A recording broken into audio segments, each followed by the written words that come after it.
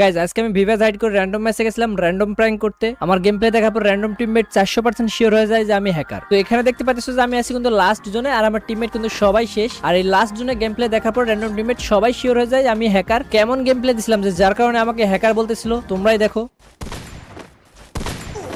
Enemy very close.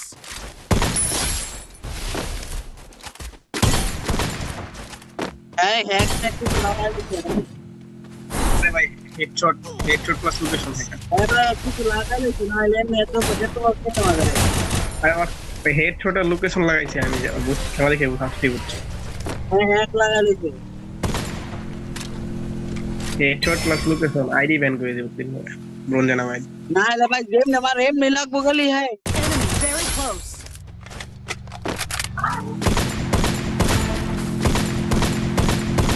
আর কাছে মার